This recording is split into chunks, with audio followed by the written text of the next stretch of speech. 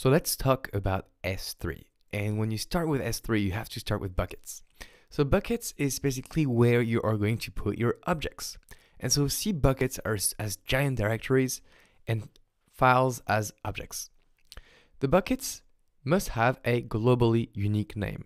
So that's a bit confusing with AWS S3. You will see it is a regional service, but your bucket must have a globally unique name. Buckets will be defined at the region level, and there's a naming convention. And there's no uppercase, no underscore, from 3 to 63 characters long, not an IP, and it must start with a lowercase or a number. So basically, you need to remember these all along. And the bucket, when I say globally unique name, that doesn't just mean in your account. That means globally across all the AWS accounts.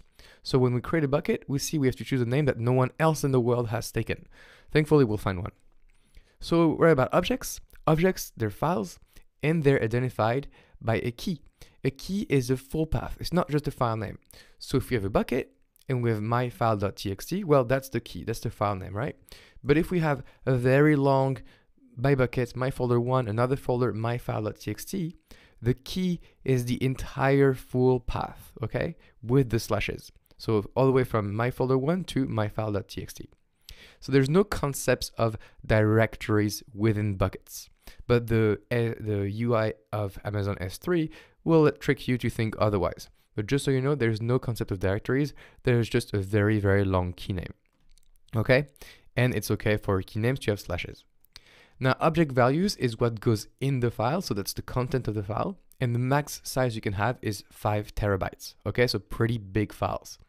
But if you start uploading a file that is more than 5 gigabytes, okay, all the way to 5 terabytes, then you cannot upload it unless you use something called multi-part upload, and that is quite a popular question at the exam.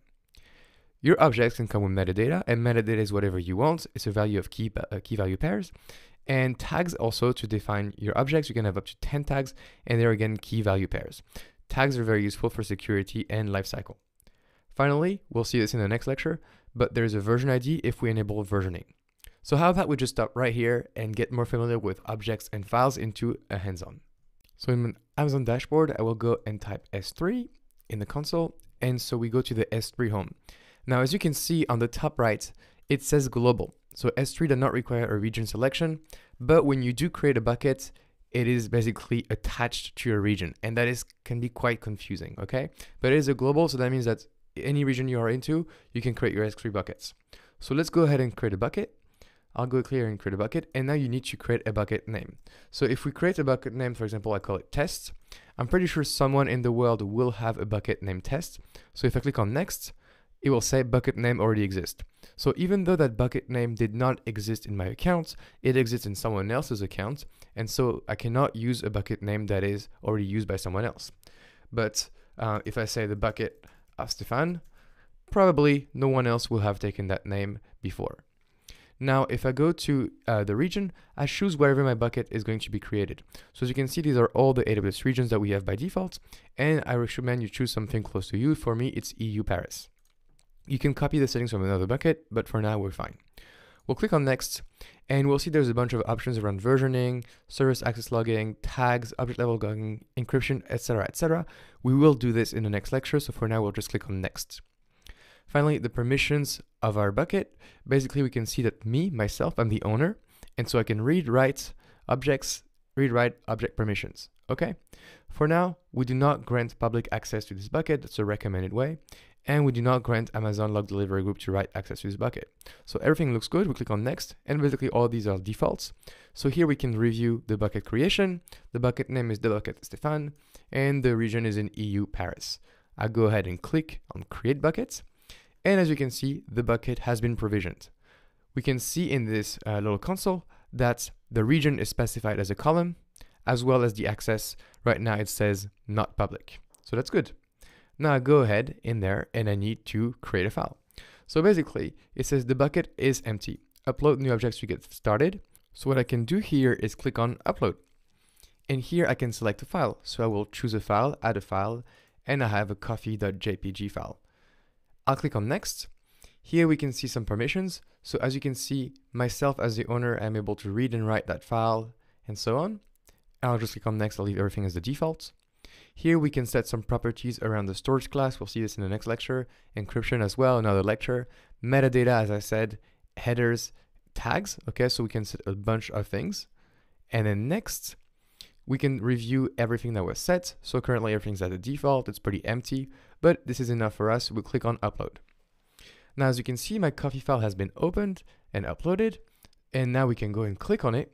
And we get a little pop-up on the right-hand side showing the overview of the file, including the size, the expiration date, the properties, etc., etc. Now we can do a bunch of things with it. We can re-download it by clicking on download, and that's great. Or we can right-click on this file, right-click it, and click on open. When we do this, we can see that the coffee image displays, right? That works great. We can see our image with coffee, and that actually makes me want to have a coffee.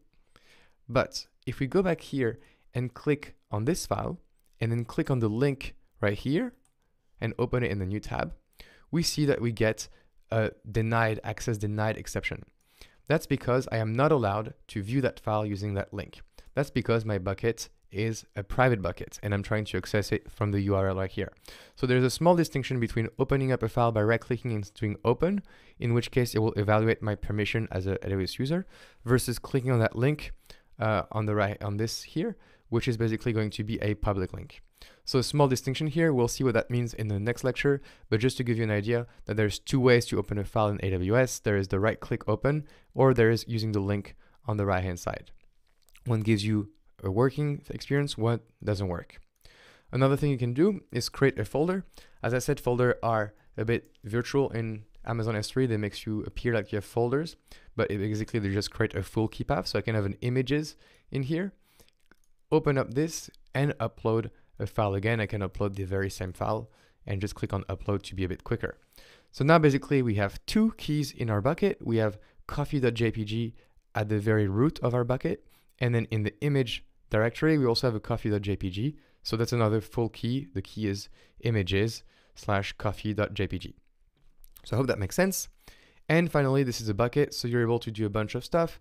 You can right click on the file and rename it, delete it, cut and paste, like you would in every basically folder online. Okay, so let's go ahead and delete, for example, our images folder. So I'll right click on it, click on delete. It'll say it will delete everything.